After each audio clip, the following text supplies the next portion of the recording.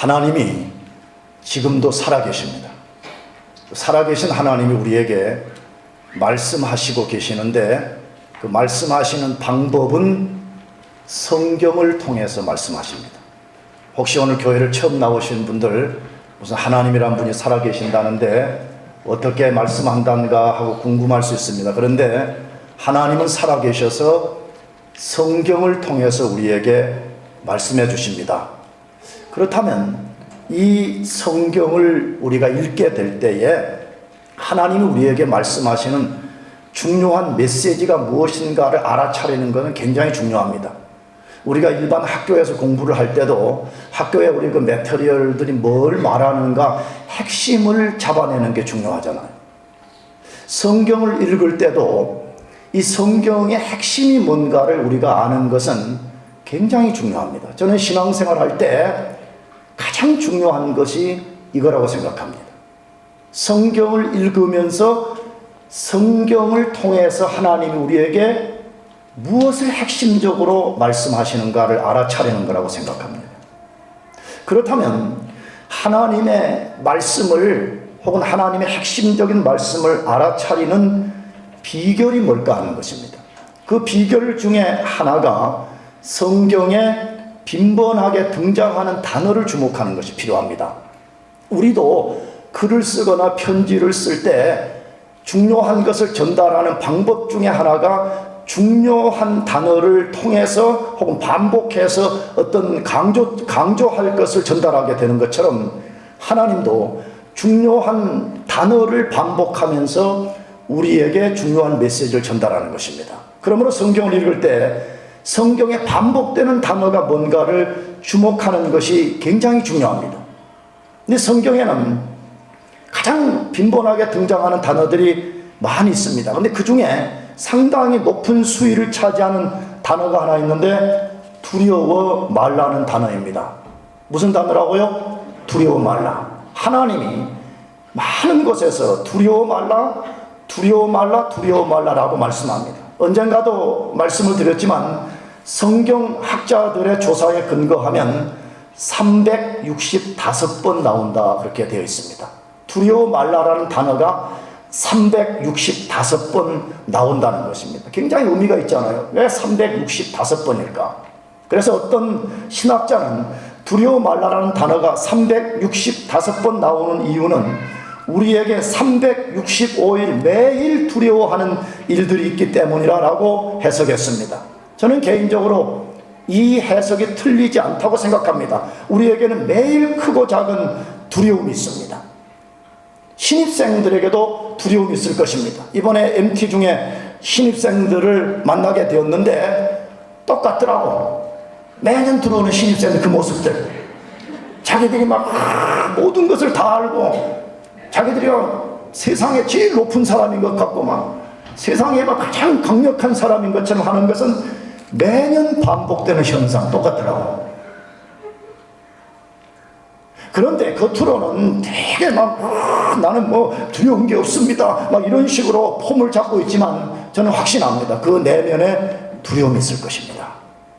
내가 이 펜스테이트라는 곳에 와서 내가 공부를 잘할 수 있으면 또 공부를 하는데 필요한 이 모든 삶을 내가 잘 살아낼 수 있을까 하는 두려움이 있을 것입니다.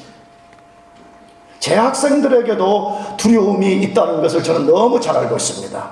나는 원하는 때에 졸업할 수 있는가? 졸업한 이후에 나는 또 취직할 수 있는가? 근데 신기합니다. 1학년 때는 막 굉장히 막 기고만장합니다. 막 내가 다 할 수 있다. 뭐 걱정할 게 있냐. 근데 신기합니다. 학년이 올라갈수록 겸손해집니다. 할렐루야. 와, 놀랍습니다. 내가 자주 쓰는 얘가 있잖아. 처음에 들어오는 신입생들은 우리가 김치 담을 때 마켓에서 꼭 배추 사오는 거 비슷합니다. 배추 사오면 막 뻣뻣해가지고 야 배추, 아이 배추. 근데 이제 한 학기 지나고 두 학기 지나가면 배추 담을 때 막 소금 쫙 뿌려가지고 그 막 뻣뻣한 배추가 풀 죽은 것처럼 나요. 대부분 보면 4학년 막 이렇게 되면 좀 풀 좀 죽어가지고 그냥 겸손 모드입니다. 모든 게 아이고 언제 졸업하시죠? 모릅니다. 1학년 때는 저는 4년 만에 할 겁니다. 3년 6개월 만에 할 겁니다. 올라갈수록 모르겠습니다. 바람은 4년 만입니다. 이런 식으로 바뀝니다. 여러분 아까 여기 신입생들 요 앞에 올라와서 찬송 드린 형님들 누나들 보니까 깨재재 보이죠? 옷도 막 좀 그렇고 뭐 머리 스타일도 뭐 그렇고, 우리 재학생들은 알지만 이 사람들이 얼마나 무서운 사람들인지 여러분이 알 거예요. 얼마나 공부 잘하는 사람들이 공신들이에요. 공신. 아까 여기 대표 리더라고 소개한 분 있죠? 나보다 못생겼죠? 저분이 얼마나 또 무서운 분인지 여러분이 알게 돼요. 왜 그렇게 된지 알아요? 여기서 겸손해져서 그런 거예요. 겸손해서. 그러니까 재학생들도 두려움이 있습니다. 저도 두려움이 있습니다. 저도 늘 설교 때 큰 소리 쳐서 설교하고 그러지만 저도 혼자 있는 시간에는 두려움들이 순간순간 엄습해 옵니다. 정말 내가 목회는 잘할 수 있을까? 내가 만일에 몇 살까지 목회를 하다가 리타이어 한다면 내가 그때까지 내가 잘 마칠 수 있을까 하는 그런 두려움들이 있습니다. 삶에 대한 두려움이 없는 사람은 아무도 없을 것입니다. 심지어 이스라엘의 조상이며 믿음의 조상인 아브라함도 두려움이 있었습니다. 오늘 읽은 본문에 보니까 하나님께서 아브라함에게 두려워 말라라고 말씀하고 있습니다. 하나님이 아브라함에게 두려워 말라라고 말씀하시는 것을 보면 믿음의 사람 아브라함도 두려움 가운데 있었던 것 같습니다. 아브라함이 전혀 두려움이 없었는데 하나님이 괜히 아브라함에게 아브라함아 두려워 말라 이렇게 한 거 아니잖아요. 아브라함이 두려움에 사로잡혀 있었기 때문에 하나님께서 아브라함에게 두려워 말라라고 말씀하시는 것입니다. 우리가 지금까지 이 창세기를 읽으면서 몇 번이고 살핀 것처럼 아브라함은 조카 롯과 그 다음에 땅을 선택할 때에 하나님의 영광을 위해서 믿음으로 롯에게 양보했습니다. 대단한 선택, 대단한 양보였습니다. 나가서 이 동방의 네 연합군대가 소돔 땅 부분을 침략해 와서 그 땅에 살고 있는 아브라함의 조카 롯을 포로로 잡아갔습니다. 그때 아브라함이 작은 숫자를 데리고 추격해서 그 동방의 네 왕들을 격파하고 조카 롯을 구출해 왔던 아주 용감한 사람입니다. 소수의 인원을 가지고 강력한 적들을 무너뜨린 아주 대담한 사람이었습니다. 그런데 오늘 본문에 보니까 그 후에 어떤 두려움에 사로잡혔다라고 소개하고 있습니다. 믿음으로 살았던 하나님의 사람 아브라함에게 두려움이 있었던 것을 보면 우리 같은 믿음의 조상도 아닌 우리 같은 사람들이 두려움을 만나는 것은 결코 이상한 일이 아니라고 생각을 합니다. 그렇다면 아브라함은 어떤 이유로 두려움에 사로잡혔을까 하는 것입니다. 무슨 이유 때문에 그런 강력한 사람이 두려움에 사로잡혔는가 하는 것입니다. 아까도 소개했죠. 자신이 롯을 구출하기 위해서 무너뜨린 격파한 동방의 네 왕들이 다시 전열을 가다듬고 다시 공격해 올 것이라는 생각 때문이었습니다. 전에 말씀드린 대로 아브라함의 가신들 약 380명과 그 지역에 동맹을 맺었던 동맹군들은 동방의 네 왕들과 비교해서는 아주 숫자적으로 작은 숫자였습니다. 아브라함은 하나님의 도우심을 입어서 강력한 동맹군들을 격파했지만 생각 속에 이런 것이 찾아온 것입니다. 야, 만일 저들이 다시 전열을 가다듬고 더 많은 군대를 동원해가지고 우리에게 쳐들어온다면 어떻게 될까? 분명히 올 것이다. 왜? 저들이 이 먼 곳까지 와서 우리를 공격해서 포로로 잡아간 사람 다 빼앗겼기 때문에 저들이 분노해서 다시 찾아올 것이라고 하는 생각 때문에 굉장한 두려움에 사로잡혔던 것입니다. 우리가 한번 그 상황으로 들어가 보겠습니다. 우리 조그만 어떤 일에도 굉장히 두려워하잖아요. 근데 고대 당시에 가장 강력한 네 왕들을 격파하고 그들 손에 있는 포로들과 그들 손에 있었던 빼앗겼던 전립 물건들을 다시 취하해 왔을 때에 아브라함도 정상적 사람이니까 생각했겠죠. 아, 저들이 다시 공격해 올 가능성이 있다. 만일에 공격해 온다면 어떻게 될까? 라는 두려움 가운데 빠져 있었던 것입니다. 그때 하나님께서 아브라함에게 두려워 말라라고 말씀해 주셨습니다. 아브라함아 두려워 말라라고 말씀했습니다. 그런데 이 본문을 보면 그냥 단순히 두려워 말라라고 하지 않았다는 것입니다. 오늘 세상에 상담학이나 심리학 같은 것이나 혹은 세상의 적극적 사고방식 같은 것은 사실 그냥 두려워하지 말라라는 거예요. 이게 복음과 차이점이거든요. 근데 오늘 성경에 하나님은 두려워 말라라고 말씀하시는 이유를 말씀해 주셨습니다. 내가 왜 두려워하지 말아야 되는가를 하나님께서 말씀해 주셨습니다. 그런데 이 이유, 하나님이 두려워하지 말라라고 말씀하신 이유는 오늘 우리가 두려운 일을 만날 때 혹은 두려움에 사로잡힐 때 그것들을 극복하는 원리로 삼으라는 것이에요. 내가 아브라함에게 알려준 이 원리를 너희들이 삶 속에서 만나는 두려움들을 극복하는 원리로 삼으라는 것이에요.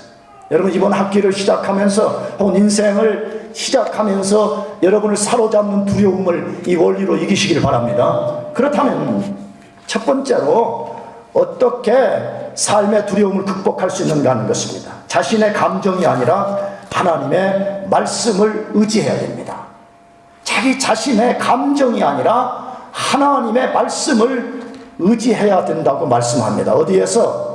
창세기 15장 1절 상반절에 이렇게 되어 있습니다. 이후에 여호와의 말씀이 이상 중에 아브라함에게 임하여 가라사대 아브라함아 두려워 말라라고 되어 있습니다. 자, 이 긴 말씀 중에 우리가 주목해야 될 것이 이후에라는 단어입니다. 이후에 여호와의 말씀이 그렇게 되어 있습니다.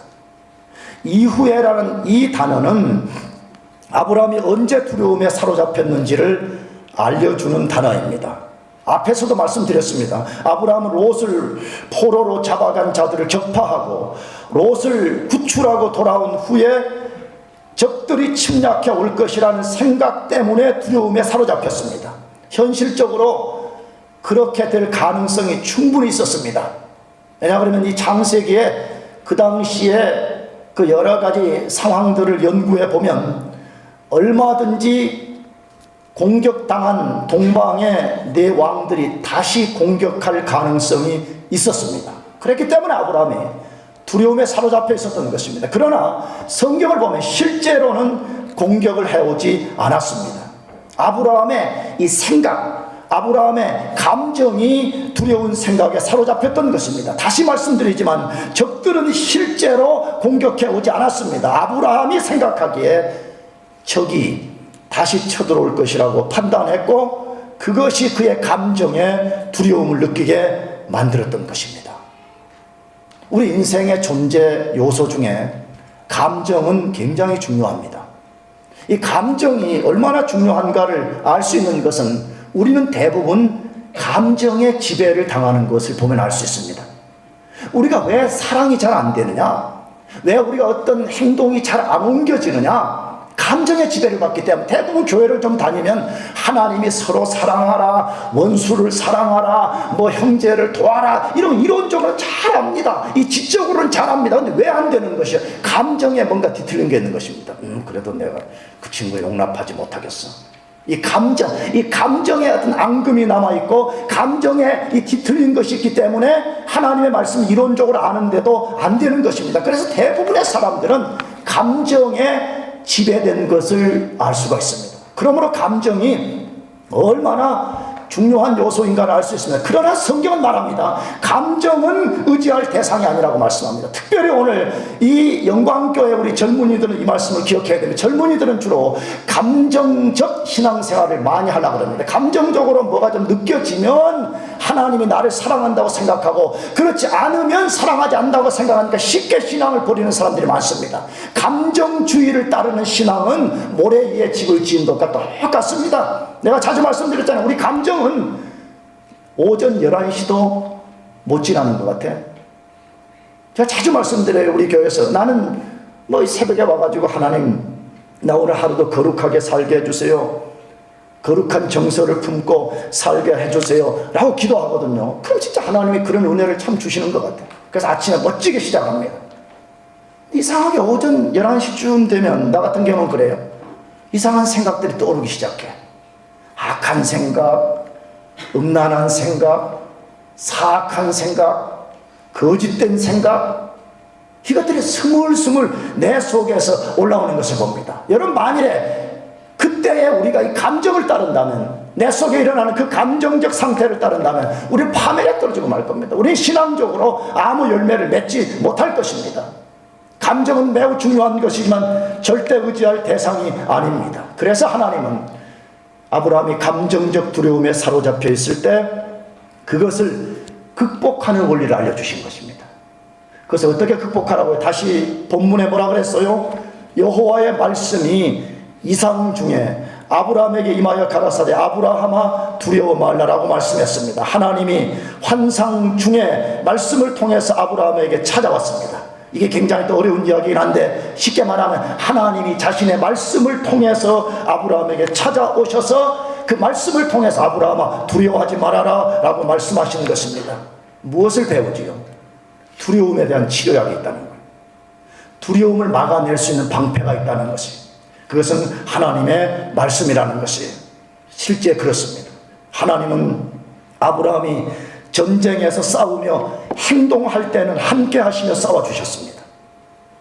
그러나 감정적으로 두려워할 때는 말씀으로 찾아오셔서 그 말씀을 붙들고 이기게 해주셨습니다. 하나님은 우리의 행위와 감정의 상태를 너무 잘 알고 계십니다. 하나님은 우리를 너무 잘 아십니다. 이 성경을 보면 하나님이 우리를 너무 잘 알고 계심을 알 수가 있는 것이, 하나님은 아브라함에게 실제로 적이 공격해 온 것인지, 적이 실제로 공격을 해와서 지금 두려움에 빠진 것인지, 아니면 실제로는 아직 공격해 오지 않았는데 괜히 생각과 감정과 마음의 두려움 때문에 두려움에 사로잡힌 것인지를 잘 알고 있었습니다. 그래서 하나님이 지금은 사실은 겁낼 때가 아니라는 거예요. 그런데 너가 지금 두려움에 사로잡혔구나. 이것을 이기는 길은 하나님의 말씀을 붙드는 것이라 판단하시고 하나님이 말씀을 주신 것입니다. 성경에 나오는 사람들도 두려움에 사로잡혔습니다. 성경을 잘 읽어보세요. 성경에 많은 사람들이 믿음으로 발을 내딛지만 종종 두려움에 빠진 경우들이 있었다고 소개하고 있습니다. 그런데 그때마다 하나님이 그것을 이기는 방법을 주셨는데, 그 방법은 하나같이 말씀으로 찾아오신 것입니다. 그래서 말씀을 주세요. 내가 너와 함께 한다. 혹은 두려워하지 말라. 혹은 놀라지 말라. 적들은 아무것도 아니다. 적을 바라보지 말고 나를 바라보라 라는 말씀을 주셨던 것을 봅니다. 그 대표적인 것이 창세기 26장 24절 상반절 말씀입니다. 그 밤에 여호와께서 그에게 나타나 가라사대 나는 내 아비 아브라함의 하나님이니 뭐하지 말라? 두려워 말라 되어 있습니다. 자, 이 말씀은 여기 그 밤에 여호와께서 그에게 나타나, 여기 그는 아브라함의 아들 이삭을 지칭하는 것인데, 이삭이 이제 블레셋 사람들이 사는 이 가사 지역 이쪽 가드 지역 이쪽에서 이제 그 목축업을 하고 농사를 지으면서 이제 그 당시에 물이 필요하잖아요. 그러니까 그 굉장히 팔레스틴에 물이 부족한 곳인데, 이상하게 이삭이 가서 우물을 파면 물이 막 확 쏟아지는 거야. 그러니까 얼마나 물이 쏟아진다는 말은 목장이 풍요롭다는 거잖아요. 그 말은 하는 일마다 번성한다는 거예요. 왜 그런 거예요? 하나님이 약속을 한 거거든요. 너가 뭘 하든지 내가 복을 줄 것이라고 약속해서 그대로 되는 거예요. 그러면 이제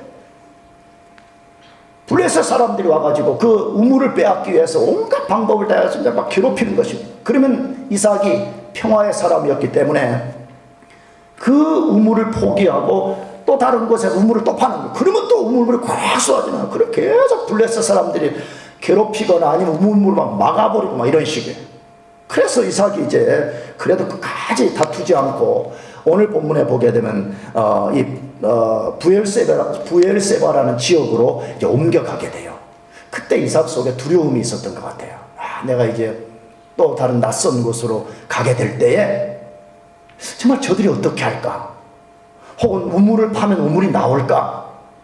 혹은 내가 또 파놓으면 또 가나안 족속들 혹은 블레셋 족속들이 와가지고 또 나를 괴롭히지 않을까 하는 두려움 가운데 있었습니다. 그때 하나님께서 나타나셔서 두려워 말라. 나는 내 아버지 아브라함의 하나님이라 라고 말씀합니다. 무슨 말이죠? 내가 아브라함에게 주셨던 그 언약대로 내가 너를 지키고 보호할 것이니까 두려워하지 말고 담대하게 나아가라는 것이에요.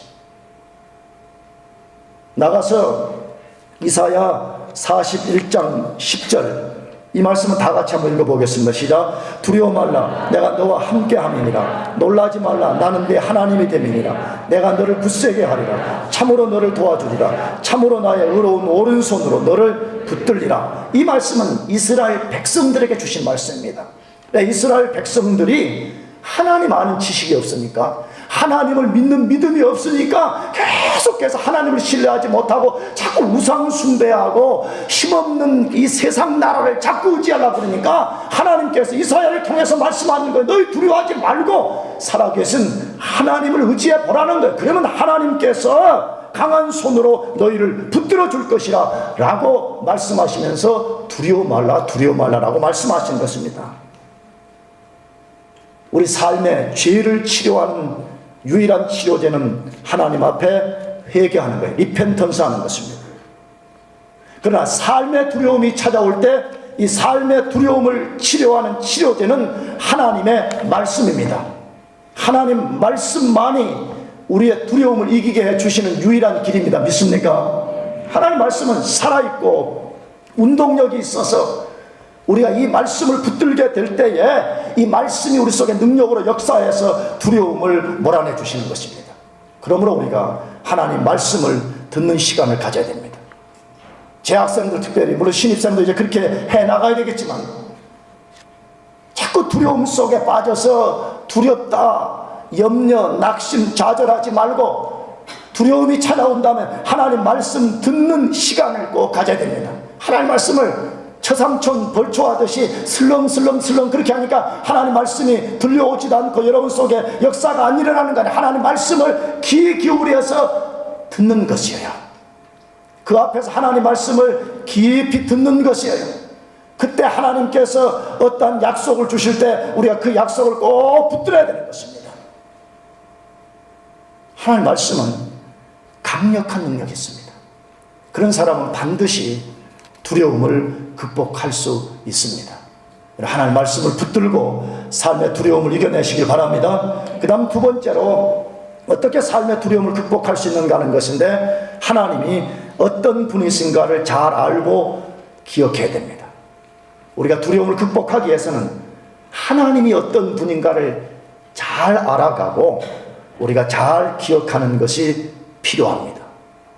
제가 이렇게 목회를 오래 해보니까 저도 그러지만 교인들이 착각하는 게 뭐냐 그러면 자기가 하나님 잘 안다고 생각을 해요. 나는 하나님을 잘 알 것이라고 생각해요. 근데 의외로 그렇지 않습니다. 의외로 하나님을 잘 알지 못하는 것을 너무 많이 발견합니다. 그러므로 하나님이 어떤 분이신가를 잘 알아가면서 그 하나님을 꼭 기억하는 것이 필요합니다.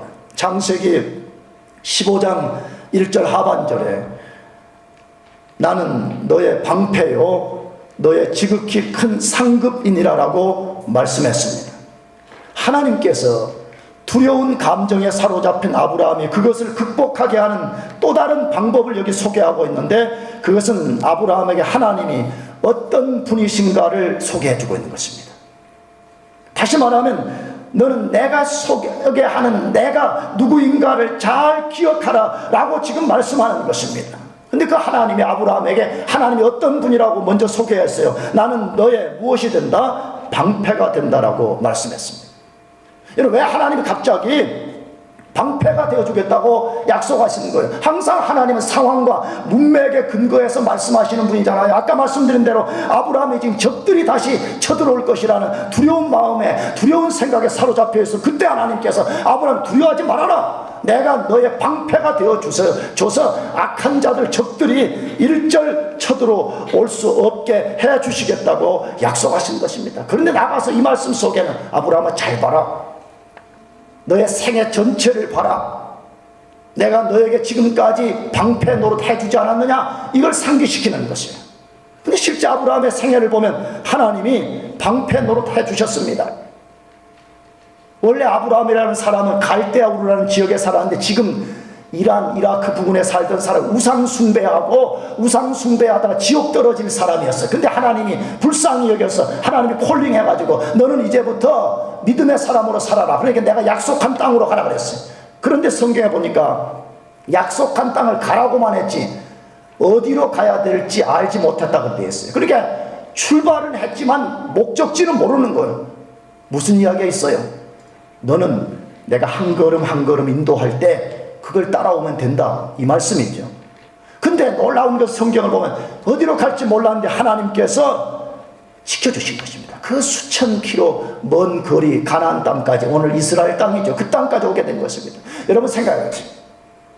그 땅까지 가는데 위험 안 만났겠습니까? 고대 당시에 무슨 짐승들, 강도들, 도둑들 얼마나 많이 만났겠어요. 저도 며칠 전에 우리 집사람하고 둘이 이렇게 걸으면서 이 숲을 속에 숲을 보면 꼭 무슨 곰이 튀어나올 것 같잖아요. 두려움이 좀 있잖아요. 근데 고대 당시 어땠겠어요? 고대 당시는 호랑이, 곰, 사자 이런 나와가지고 공격할 수 있잖아요. 나가서 아까 말한 그런 짐승보다 더 사악한 인간들. 근데 하나님께서 방패가 되어 주셔서 약속의 땅까지 안전하게 도착한 걸 우리는 알고 있습니다. 약속의 땅인 가나안 땅에 흉년이 찾아와가지고 아브라함이 그 흉년을 피해 도망가면 안 됐거든요. 약속의 땅에 그냥 머물러 있었어야 돼요. 그런데 믿음이 좀 없어가지고 애굽에 내려갔다가 이 아브라함의 아내 사레라는 여자가 너무 이뻐가지고 애굽 사람들이 또 침을 흘리고 이러니까 이게 잘못하다가 내가 죽게 생겼다. 그러니까 지금부터는 아내라고 하지 말고 동생이라고 하자. 그래가지고 동생이라고 또 했더니 이제 애굽 사람들이 이제 진짜 기회가 왔구나. 동생이니까 이제 아무나 이제 덤벼들어 되는구나. 그래가지고 어떻게 하다가 애굽 왕 바로에게 아내를 빼앗기는 위기 상황에 빠졌습니다. 그때 하나님이 건져주셨습니다. 그때 하나님이 방패 노릇해 주신 것입니다. 롯을 포로로 잡아간 동방의 왕들을 칠 때도 13장을 읽어보면 하나님이 그들을 아브라함 손에 붙였다고 되어 있습니다. 그때도 아브라함의 힘으로 이긴 것이 아니라 하나님이 방패 노릇해 주셨기 때문에 이긴 것입니다. 하나님은 지금 아브라함에게 내가 너의 방패가 되어주겠다는 말씀을 통해서 너의 과거부터 지금까지 잘 생각해보라고 말해요. 내가 지금까지 너 걸음걸음마다 너 인생의 고비고비마다 내가 방패 노릇 해주지 않았느냐. 그러니까 앞으로도 내가 방패 노릇 해주겠다, 이걸 말씀하신 것이죠. 그렇다면 방패 노릇의 핵심은 뭐지요? 삶의 적들을 막아주겠다는 거죠.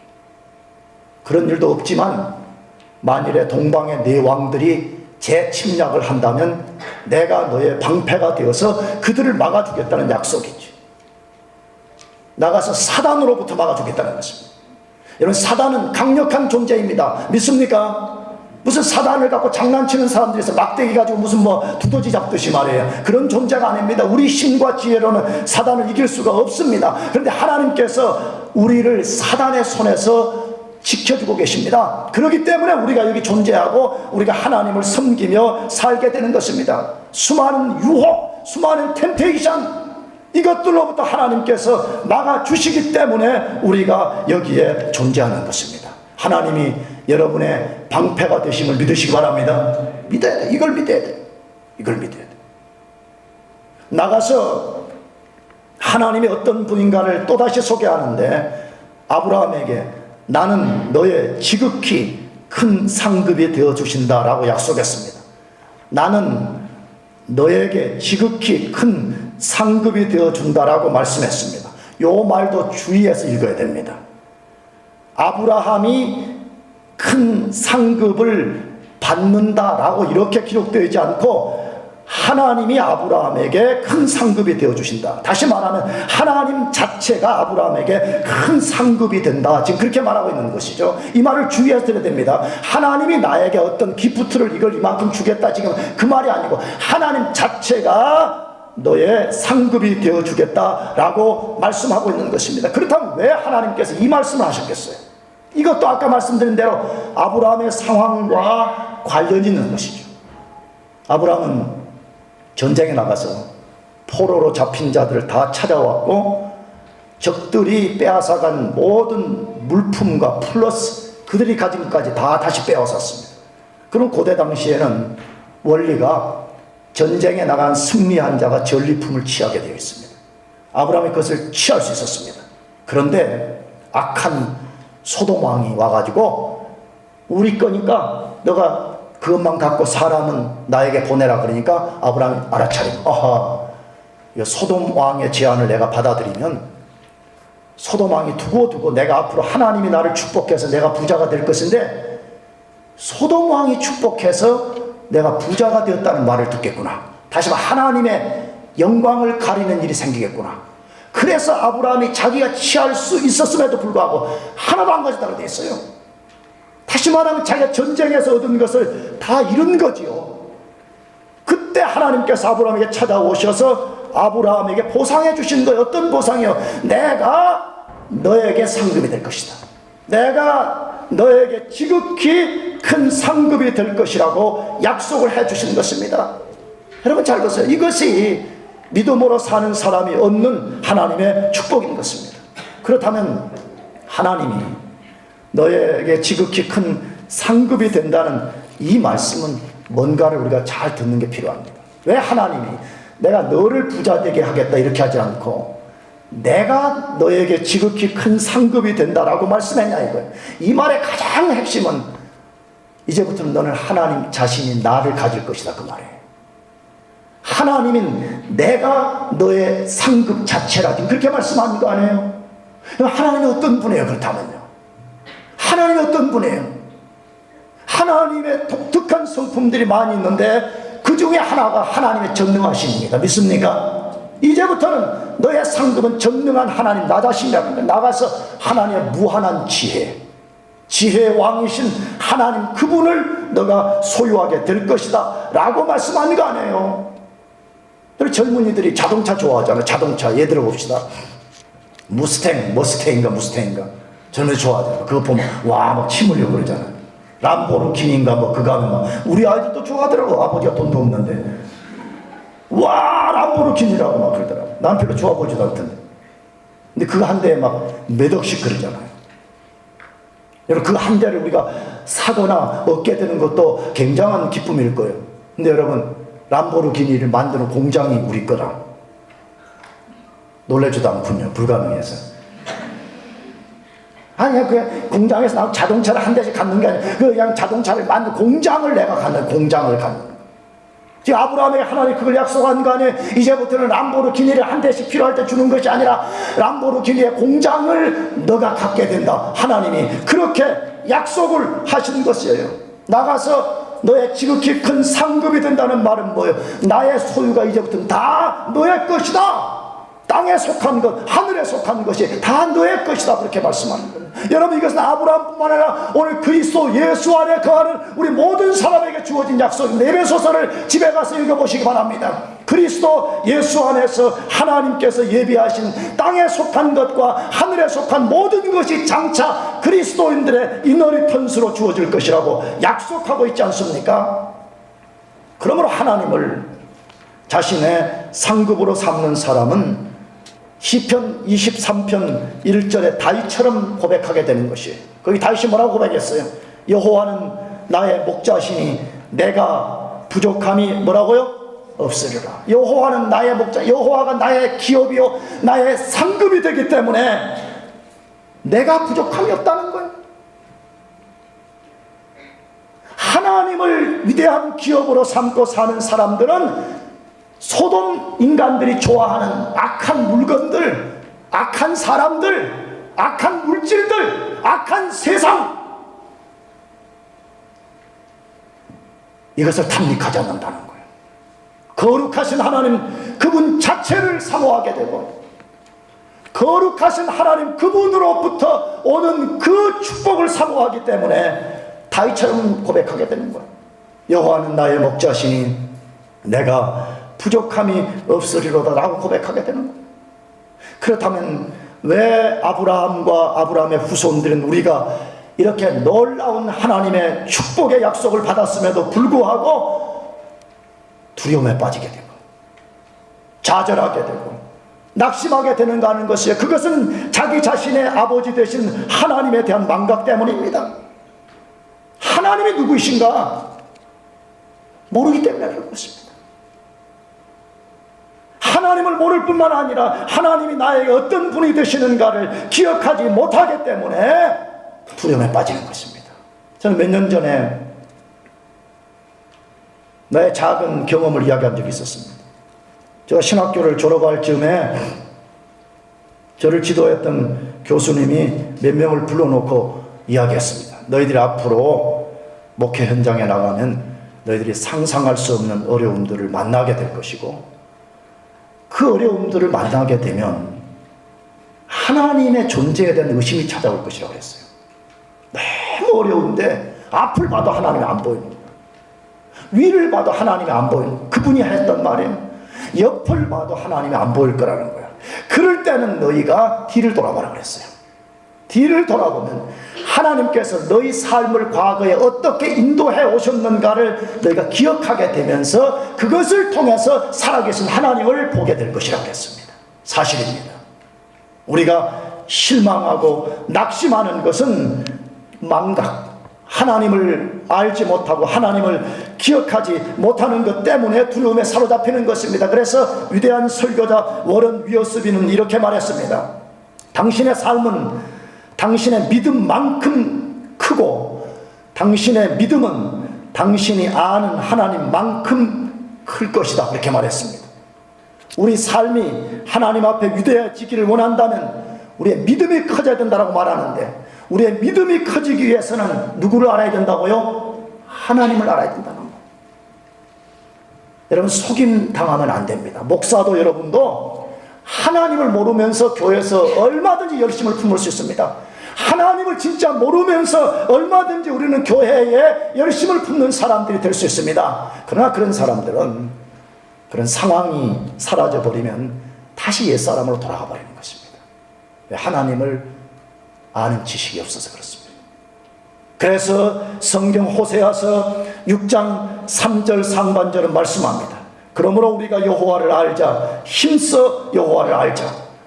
이 말씀의 배경은 뭐지? 호세아서는 북이스라엘이 멸망되기 전에 하나님께서 호세아 선지자를 통해서 주신 말씀인데, 너희 이대로 하면 망한다. 너희가 사는 길은 여호와 하나님을 알 때만이 살 수 있다라고 말씀한 거예요. 근데 이스라엘에서는 계속해서 하나님 알기를 힘쓰지 않을 때 하나님이 호세아를 통해서 다시 말씀하는 거예요. 여호와를 알자, 힘써. 누구를 알자고요? 여호와를 알자. 이번에 우리 대학부 신입생들, 대학원 신입생들도 다 나름대로 굉장한 꿈들을 가지고 여기에 오셨을 줄 압니다. 나쁘지 않다고 생각합니다. 그러나 여러분, 여기에서 공부보다 더 추구해야 될 것이 있습니다. 힘써 여호와를 알아야 됩니다. 아멘. 힘써서 하나님 그분을 알아야 됩니다. 그러면 우리 모두가 어떤 상황이 와도, 혹은 우리의 감정에 어떤 두려움이 찾아온다고 할지라도 살아계신 하나님 그분을 우리가 바라보고 그분을 의지할 수 있기 때문에 승리할 수 있습니다. 여러분 모두가 하나님을 깊이 알고 그분을 의지해서 승리하기를 바랍니다. 기도하겠습니다. 다 같이 자리에서 일어나시기 바랍니다.